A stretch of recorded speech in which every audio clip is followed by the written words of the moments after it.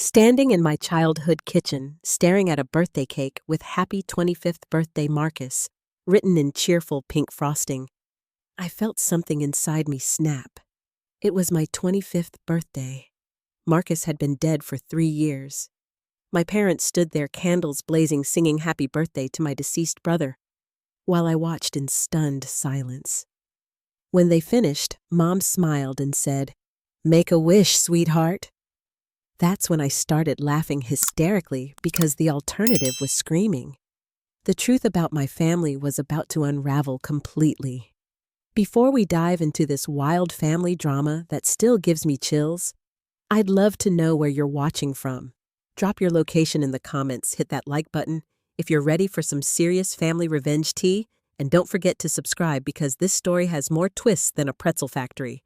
Trust me, you'll want to stick around for this one. The cake incident wasn't even the worst part of that day. After my parents' bizarre birthday celebration for my dead brother, I decided I needed answers. Something had been off about my family for years, but I'd always attributed it to grief. Marcus had been the golden child, the firstborn son who could do no wrong, while I was just the daughter who happened to exist. But celebrating his birthday on mine, that crossed a line I didn't even know existed. I'm Isabella, by the way, and up until that moment, I thought I understood my place in the Romano family hierarchy. Marcus was the star even in death, and I was the supporting character in my own life story. But that cake made me realize something much darker was happening. After my parents went to bed that night, I found myself in Marcus's old room, which they'd preserved like a shrine. Every trophy, every photograph, every piece of clothing exactly as he'd left it. I'd always felt uncomfortable in there, but tonight I was determined to find answers. Why would they celebrate his birthday on mine? Had they really forgotten it was my birthday, or was something more sinister happening? That's when I found the laptop hidden under his mattress. Marcus had always been secretive about his computer, claiming it was for business purposes. He had died in what everyone called a tragic accident driving off a cliff during a late-night storm. The police report said he'd been drinking, that he'd lost control of the car. Case closed, family traumatized golden child martyred. But the laptop told a completely different story. The first thing I discovered were bank statements showing massive withdrawals from my college fund. Money that was supposed to pay for my education had been systematically drained over 2 years before Marcus's death. Every month, thousands of dollars moved from my account to his. My parents had co-signed on my college fund, which meant they had to have known about the transfers. My hands were shaking as I scrolled through email after email between Marcus and my parents. The correspondence painted a picture that made my stomach turn. Marcus hadn't been the successful entrepreneur everyone believed him to be. He'd been running an elaborate Ponzi scheme, convincing local families to invest their life savings in his fake tech startup. The emails showed my parents weren't just aware of his crimes, they were actively helping him launder money through various family accounts, including mine. But the worst discovery was yet to come. In a folder labeled Insurance, I found documents that made everything clear. Marcus had taken out a massive life insurance policy 6 months before his death, with my parents as beneficiaries. The emails showed they'd planned his disappearance together. The car crash wasn't an accident. It was an elaborate fake suicide designed to trigger the insurance payout and help him escape prosecution for fraud. Except Marcus wasn't actually dead. The final email in the chain was dated just 2 weeks ago. Marcus was alive, living under a new identity in Costa Rica, and my parents had been sending him money every month since his supposed death. Money that came from the insurance payout from my college fund and from the savings accounts of every family who'd trusted him with their investments. I read that email chain 5 times before it fully sank in. My brother had faked his own death, stolen my future, and destroyed countless families' financial security. My parents had helped him do it, and for 3 years they'd played grieving parents while secretly funding his tropical paradise lifestyle. The birthday cake suddenly made perfect sense. They weren't celebrating Marcus because they were lost in grief. They were celebrating because they'd successfully pulled off an insurance fraud that netted them over $2 million. My birthday was just collateral damage in their celebration of crime. I spent the rest of the night printing every email, every bank statement, every piece of evidence I could find. By morning, I had a file thick enough to put all three of them in prison for decades: insurance fraud, money laundering, identity theft, and conspiracy to commit fraud. The charges would be devastating. But I didn't call the police. Not yet. Instead, I went downstairs and made breakfast like nothing had happened. When my parents came down, they were still glowing from their secret celebration.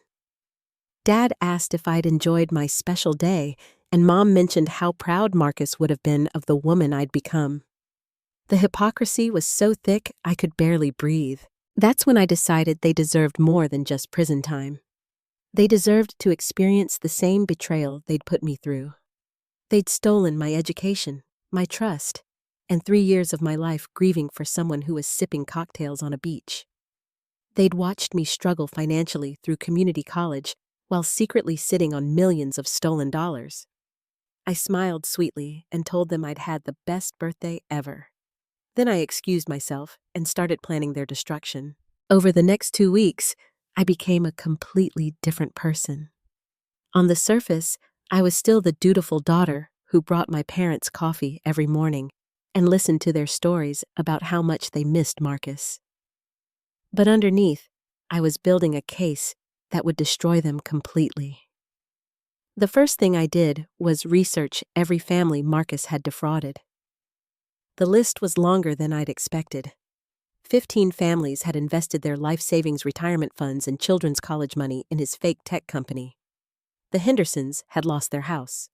The Martinellis had to pull their daughter out of medical school. The Johnsons were facing bankruptcy at 65 years old, their retirement completely wiped out. I made copies of every document I'd found and started reaching out to the victims anonymously. I created an encrypted email account and sent each family a message explaining that I had evidence about what had happened to their money. I didn't reveal who I was initially, just that I was someone with access to information about Marcus Romano's fraud scheme. The responses broke my heart. Mrs. Henderson wrote back within hours begging for any information that might help them recover their money. Mr. Martinelli's email was filled with rage and desperation, explaining how his daughter had to abandon her dream of becoming a doctor because they couldn't afford tuition anymore. These weren't just financial crimes, they were life-destroying betrayals that had shattered multiple families' futures. I decided to meet with them in person.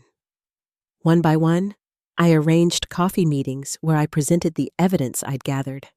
Watching their faces as they realized their suspicions had been correct was devastating. They'd all wondered how Marcus could have simply vanished with their money. But the police had been satisfied with the accident explanation. Sarah Henderson, the woman who'd lost her family home, became my closest ally. She was a former paralegal who understood the legal implications of what I'd discovered. When I showed her the emails proving Marcus was alive, she actually started crying with relief.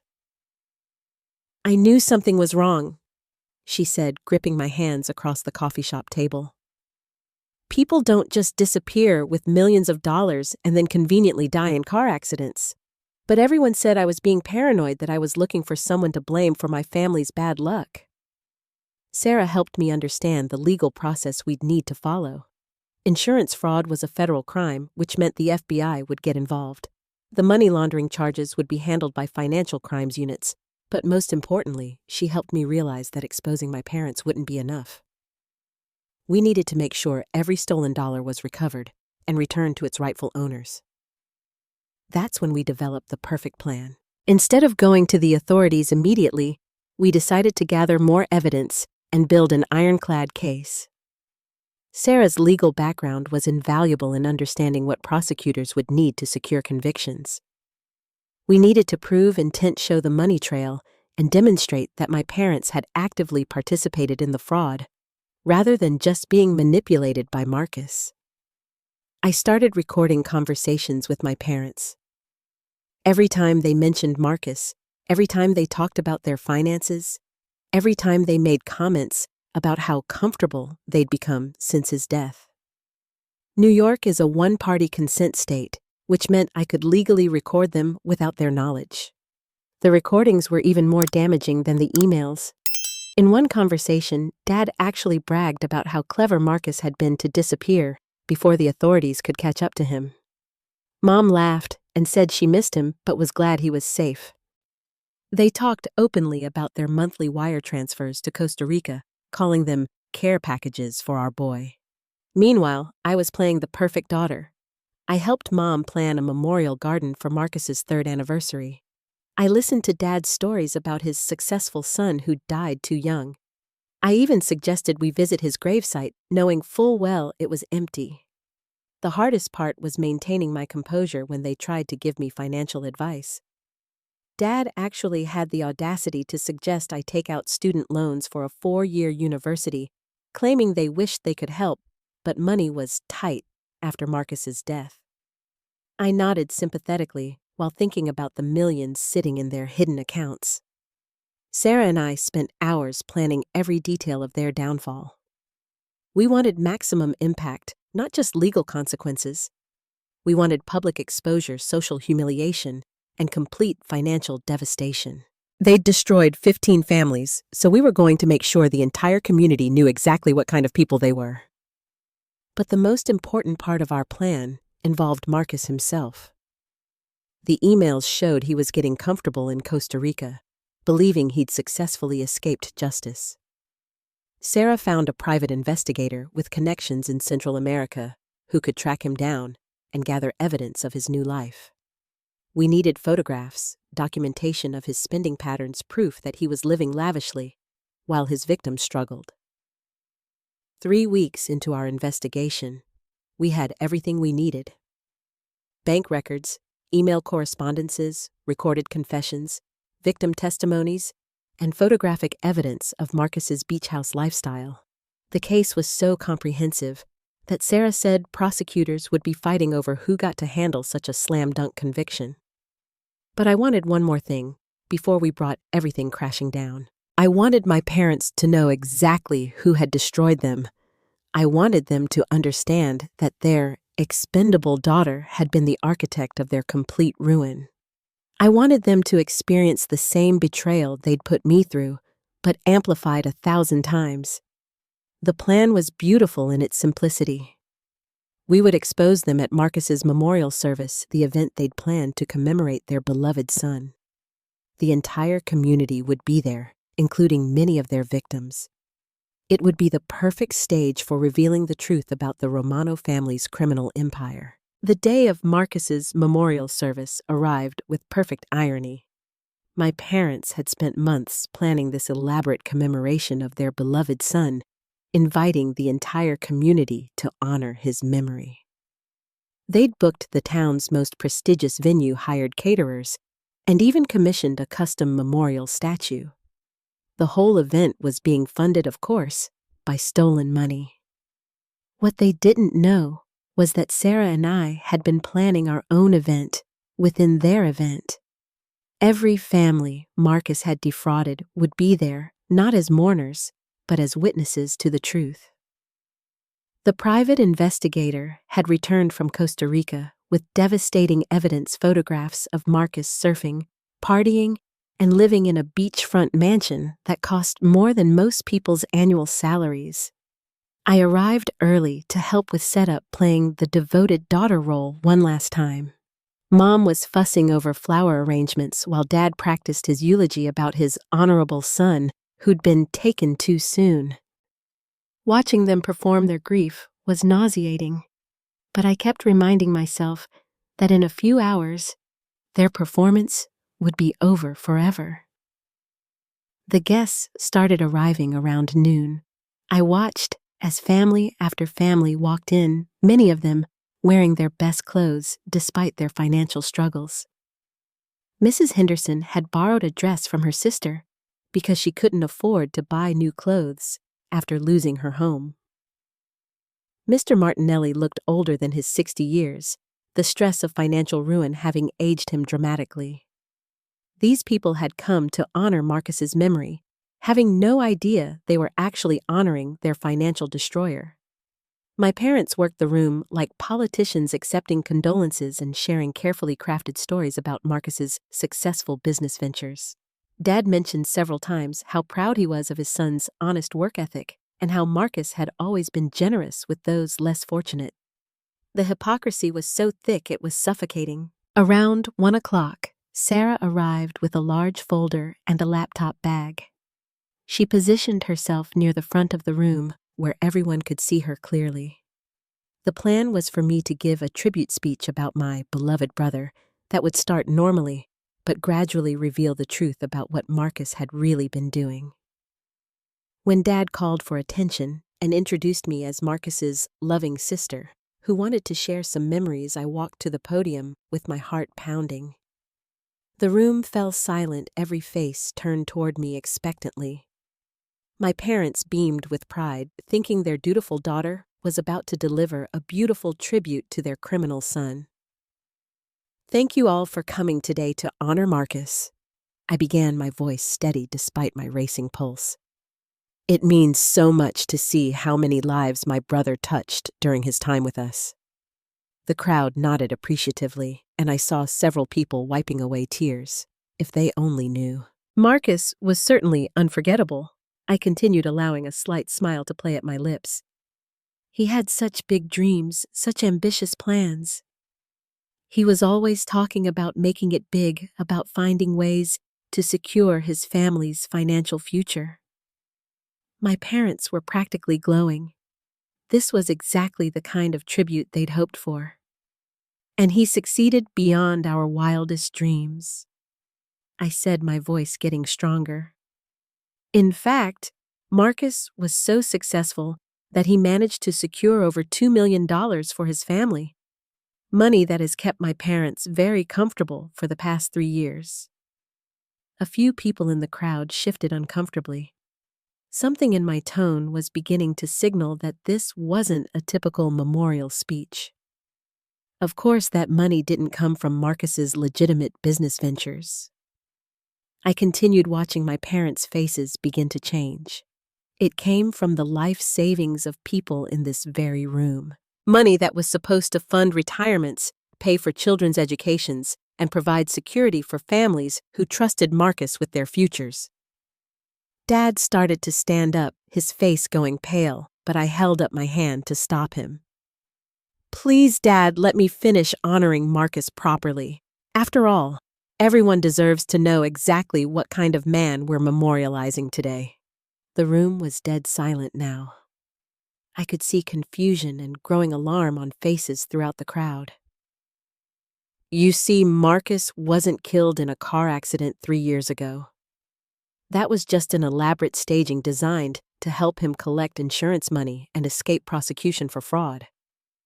Marcus is very much alive, and Sarah here has photographs of him living in Costa Rica enjoying the money he stole from all of you." Sarah stood up and began distributing copies of the photographs to the stunned crowd. The images showed Marcus clearly tanned and smiling, raising a cocktail toast on a luxurious beach. "Mom! Dad!" I said, turning to face my parents directly. "Did you want to explain to everyone how you've been sending their stolen money to Marcus every month? Or should I share the email correspondence where you all planned his fake death together?" My mother had gone completely white and was gripping the back of her chair for support. My father's mouth was opening and closing like a fish, no words coming out.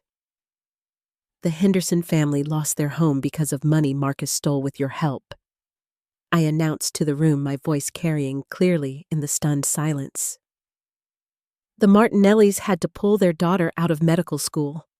The Johnsons are facing bankruptcy in their 60s. But don't worry, my parents have been living very comfortably on the insurance money they collected for their dead son." That's when the room exploded. Mrs. Henderson started crying, not from grief, but from rage and relief. "I knew it," she kept repeating. I knew something was wrong. Mr. Martinelli was on his feet shouting questions about how to recover his money. Other families were demanding answers, their voices growing louder and more angry. My parents tried to escape, pushing toward the exit, but Sarah had anticipated this. She'd positioned herself to block their path, while several of the larger men in the crowd, including Mr. Henderson and Mr. Johnson, moved to surround them. "We've already contacted the FBI," I announced over the chaos. "Agents are on their way to arrest them for insurance fraud, money laundering, and conspiracy to commit fraud. We've also provided evidence to Interpol about Marcus's location in Costa Rica. This memorial service is officially over, but justice is just beginning." Dad finally found his voice screaming that I was lying, that I was having some kind of breakdown. But his protests were drowned out by the sound of sirens approaching the venue. Sarah's FBI contact had timed the arrests perfectly. As federal agents entered the room and began reading my parents their rights, I felt a satisfaction deeper than anything I'd ever experienced. The looks of shock and betrayal on their faces were exactly what I'd hoped for. They were finally experiencing a fraction of what they'd put me and 15 other families through. But the most satisfying moment came when Agent Rodriguez informed them that their assets were being immediately frozen pending investigation.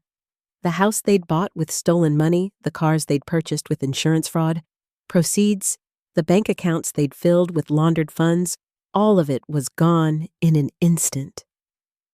"You have the right to remain silent," the agent continued, but my mother was anything but silent. She was screaming at me, calling me an ungrateful daughter, claiming I'd destroyed the family. "I didn't destroy this family, Mom," I said calmly as the handcuffs clicked around her wrists. "You did that when you decided to steal from innocent people and fake your son's death for money. I just exposed what you really are." The memorial service had become exactly what it should have been: a funeral for my parents' criminal empire and the end of Marcus's comfortable exile. The weeks following the memorial service were a whirlwind of federal investigations, media attention, and sweet, sweet justice. My parents' arrest had made headlines across 3 states, with news outlets calling it the Memorial Service Massacre and the greatest family betrayal of the decade. But the real satisfaction came from watching their carefully constructed criminal empire crumble piece by piece. Agent Rodriguez became my primary contact with the FBI, and she was genuinely impressed with the evidence Sarah and I had compiled. "In 20 years of investigating financial crimes, I've never seen a case this well documented by civilians," she told me during one of our meetings. "You basically handed us a conviction on a silver platter." The federal investigation moved quickly once they had our evidence. Within 48 hours of my parents' arrest, FBI agents had raided their house, seizing computers, financial documents, and even the memorial statue they'd commissioned for Marcus.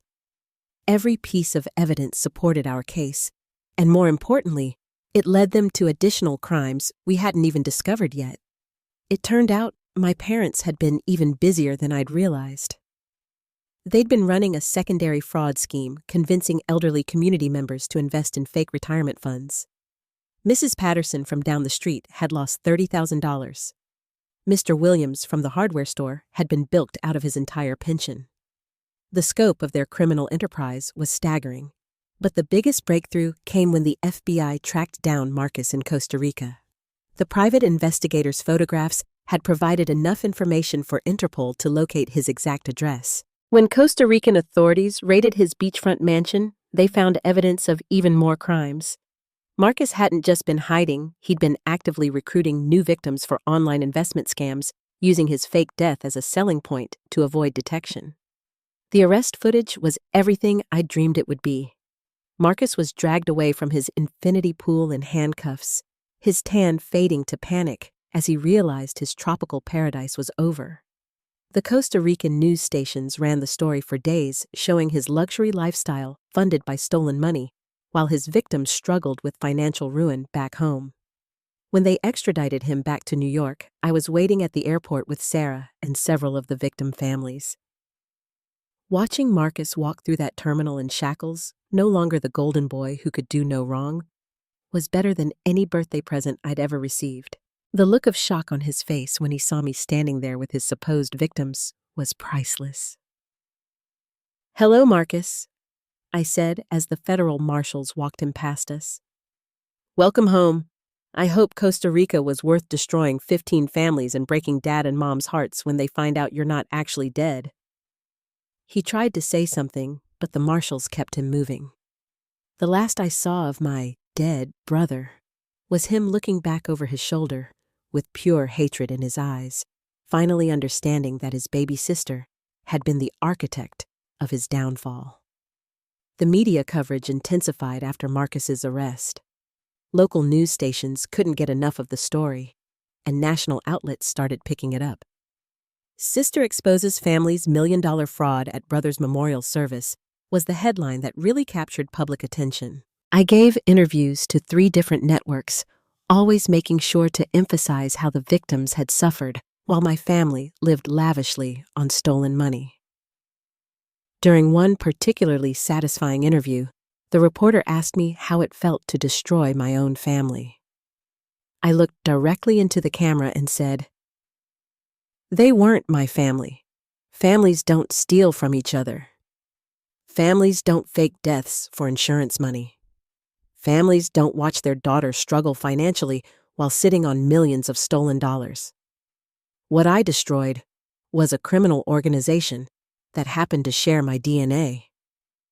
The financial recovery process began almost immediately.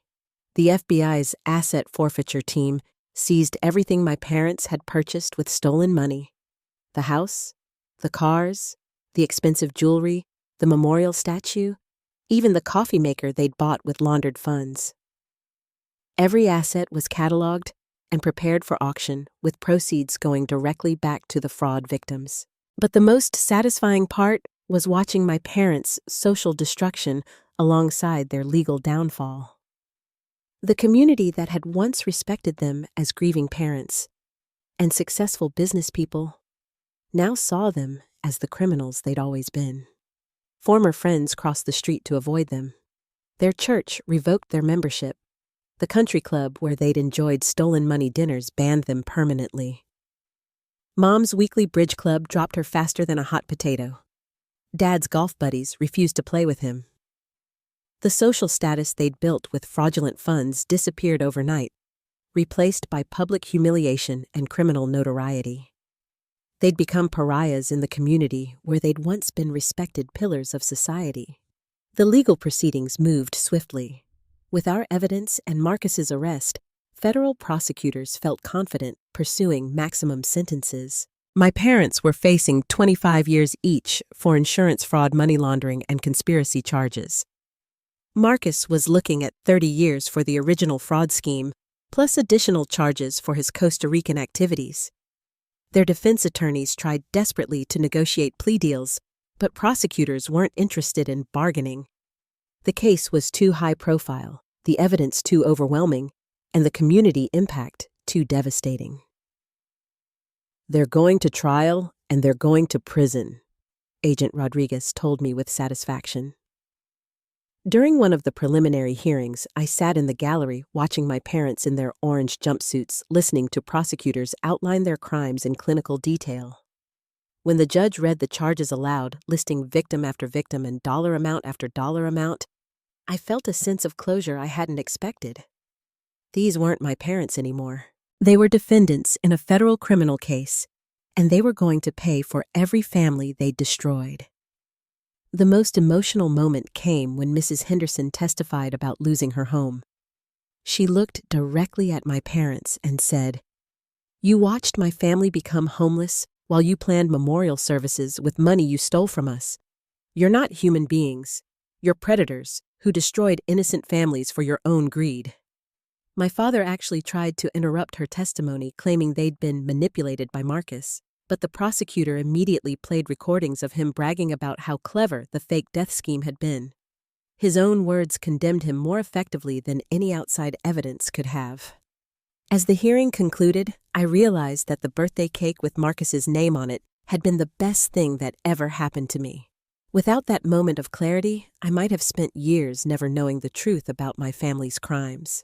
Instead, I'd become the instrument of justice for 15 families and the architect of the most satisfying revenge story imaginable. The trial began 6 months after the memorial service, and it was everything I'd hoped for and more.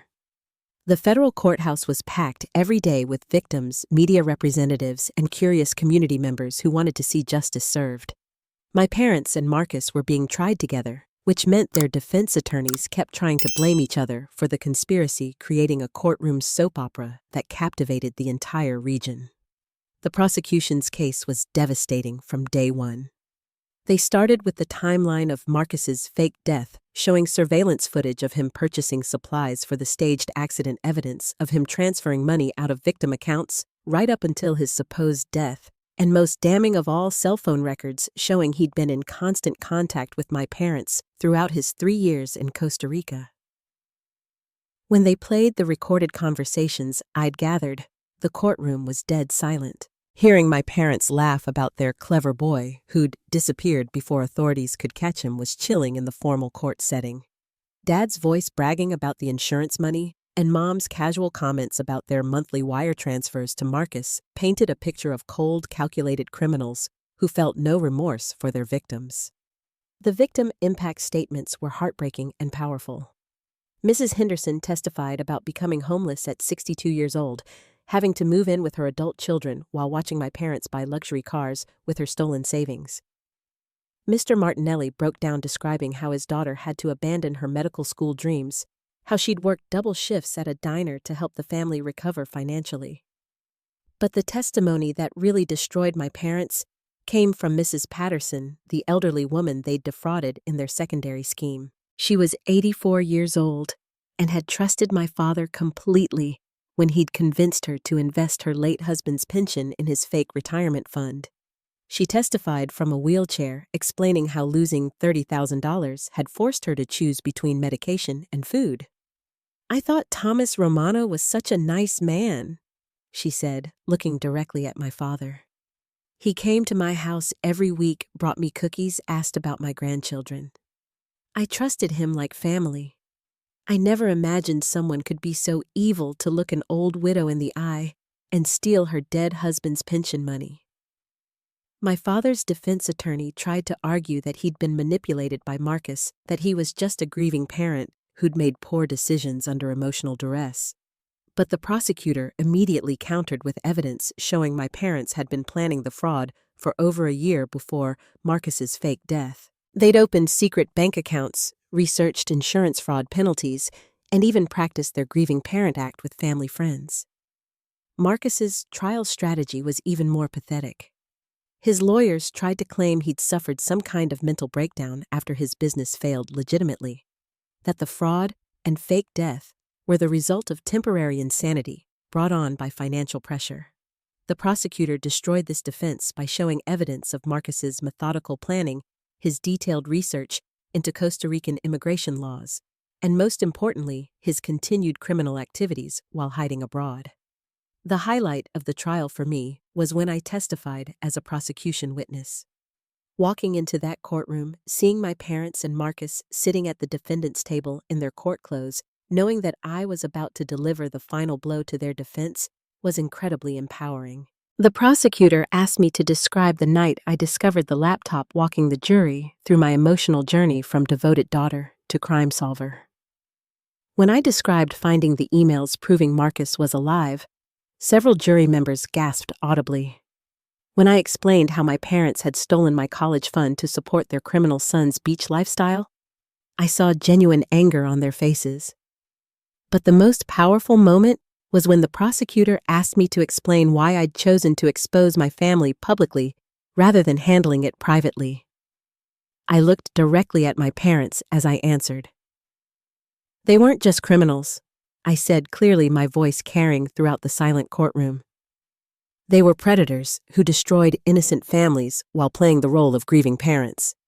They watched me struggle through community college on minimum wage jobs while they sat on millions of dollars they'd stolen from our neighbors.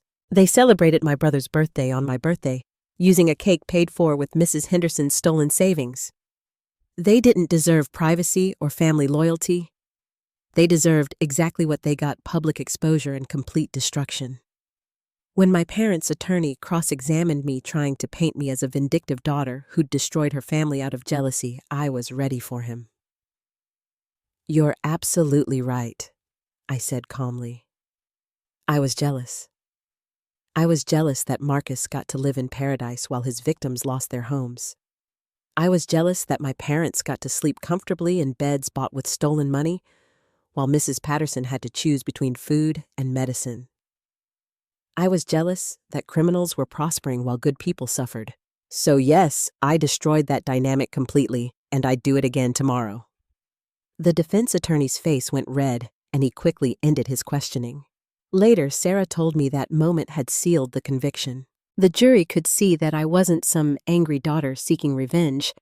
I was a justice seeker who'd risked everything to protect innocent victims. The jury deliberated for less than 4 hours. When they returned with guilty verdicts on all counts for all 3 defendants, the courtroom erupted in applause from the victim families. My parents showed no emotion, but Marcus actually started crying, finally understanding that his life of crime was permanently over. The sentencing hearing, 2 weeks later, was the final chapter of their downfall. The judge sentenced my parents to 22 years each in federal prison, calling their crimes a betrayal of community trust that devastated innocent families for personal greed. Marcus received 35 years, with the judge noting that his continued criminal activities while in hiding showed complete lack of remorse and ongoing danger to society. As the bailiffs led them away in shackles, my mother finally looked at me directly for the first time since the memorial service. I expected anger or hatred, but what I saw was something much more satisfying: complete defeat. She finally understood that her expendable daughter had been smarter, stronger, and more strategic than her precious golden boy. Outside the courthouse, I was surrounded by victim families who wanted to thank me personally. Mrs. Henderson hugged me with tears in her eyes, saying I'd given her family closure they never thought possible. Mr. Martinelli shook my hand and told me his daughter was going back to medical school with the recovered funds. The media dubbed it the birthday cake justice case, and legal experts called it one of the most satisfying fraud convictions in recent history. But for me, it was just the beginning of a completely new life. 2 years have passed since that life-changing birthday cake, and I can honestly say it was the best, worst birthday I've ever had. The fallout from my family's destruction has been extraordinary in ways I never could have anticipated. What started as a moment of horrified laughter in my childhood kitchen became a complete transformation of my life, my relationships, and my understanding of what family really means. The financial recovery exceeded everyone's expectations. The FBI's asset forfeiture process recovered nearly 90% of the stolen money, which was distributed back to the victim families based on their losses. Mrs. Henderson got her house back. Mr. Martinelli's daughter not only returned to medical school, but graduated with honors last spring.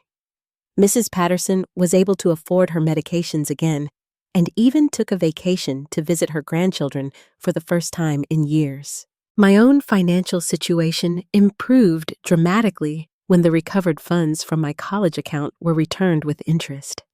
For the first time in my adult life, I could afford to pursue my dreams without working 3 jobs just to survive. I enrolled in a 4-year university to study criminal justice, inspired by my experience working with the FBI and federal prosecutors. Agent Rodriguez became more than just a federal contact. She became a mentor who encouraged me to consider a career in financial crimes investigation. "You have a natural instinct for this work," she told me, "and your experience gives you a unique perspective on how financial crimes destroy families." I'm now planning to apply for the FBI Academy after graduation with her recommendation and full support. But the most unexpected blessing has been the family I've gained through this experience. The victim families didn't just thank me and disappear. They've become my chosen family in ways my biological family never was. Mrs. Henderson insists I come to every holiday dinner, treating me like the daughter she never had. The Martinellis invited me to their daughter's medical school graduation, where I cried with pride, watching her receive her diploma. Sarah became my best friend and business partner. We started a nonprofit organization called Financial Justice Advocates that helps fraud victims navigate the legal system and recover stolen assets. Our success rate is remarkable partly because we understand the emotional devastation of financial crime in ways that traditional law enforcement sometimes misses. The media attention has continued in positive ways. I've been invited to speak at conferences about financial crime victim advocacy and the importance of speaking up against family corruption. Last month, I testified before a congressional subcommittee about improving victim services in federal fraud cases. My story has inspired other family members to come forward about financial crimes, leading to several successful prosecutions across the country. The therapeutic value of turning my trauma into advocacy cannot be overstated. Instead of spending years in therapy trying to process the betrayal of my biological family, I channeled that pain into protecting other families from similar devastation. Every family we help recover stolen money. Every criminal we help put in prison. Every victim who finds closure through our work. It all contributes to my own healing. My parents and Marcus are exactly where they belong, federal prison. Mom is serving her sentence at a minimum security facility in Pennsylvania, where she works in the prison laundry for 23 cents an hour. It's a far cry from the luxury lifestyle she enjoyed with stolen money. Dad is in a facility in Ohio, and according to my sources, he's not adjusting well to prison life. Apparently, insurance fraud doesn't earn you much respect among fellow inmates. Marcus is in a maximum security facility in Texas, and his beach tan has long since faded. I've heard through legal channels that he's tried multiple appeals claiming his extradition from Costa Rica was improper, but every appeal has been denied. He'll be eligible for parole when he's 67 years old, assuming he serves his full sentence without additional charges. None of them have tried to contact me, which is exactly how I prefer it. I've legally changed my last name and moved to a different state for university. As far as I'm concerned, the Romano family criminal enterprise died on the day of Marcus's memorial service, and I was reborn as Isabella Chen, advocate for justice and protector of innocent families. The anniversary of that birthday cake incident has become a celebration, rather than a traumatic memory. Every year on my birthday, I gather with my chosen family of fraud victims and advocates to commemorate what we call Justice Day. We share stories about families we've helped, criminals we've exposed, and progress we've made in reforming victim services. It's infinitely more meaningful than any biological family celebration I ever experienced. The most satisfying update came last month when Mrs. Patterson, the 84-year-old widow my father had defrauded, sent me a handwritten letter. She'd used some of her recovered money to establish a scholarship fund for students studying criminal justice. "I want to make sure there are more people like you out there," she wrote, "protecting families from predators who hide behind respectability. That scholarship fund is now supporting 3 students each year, and I serve on the selection committee. Seeing young people motivated to fight financial crime because of our story gives me hope that this work will continue long after I'm gone." Looking back, I realize that birthday cake was a gift in disguise. It forced me to confront a truth I might have avoided for years, that biological family means nothing if it's built on lies, crime, and betrayal. Real family is found in the people who support your growth, celebrate your successes, and stand with you when you fight for justice. My life now is everything my biological family tried to prevent: independent, principled, and dedicated to protecting innocent people from predators like them. I have meaningful work, genuine relationships, and the satisfaction of knowing that my actions prevented countless future victims from being destroyed by their criminal enterprise. Have you ever had to choose between family loyalty and doing the right thing? Have you discovered that people you trusted were living double lives built on crime and deception? I'd love to hear your stories in the comments below, because I've learned that family betrayal is unfortunately more common than we want to admit. Your experiences might help other people recognize the warning signs or find the courage to speak up. If this story resonated with you, please hit that like button and subscribe for more tales of justice served and karma delivered. Share this video with anyone who needs to hear that blood doesn't excuse criminal behavior, and that sometimes the best thing you can do for your family is expose their crimes before they destroy more innocent people. Thank you for watching, and remember, real family protects the innocent, not the criminals. Sometimes the greatest act of love is refusing to enable destruction, even when it costs you everything you thought you knew about the people who raised you.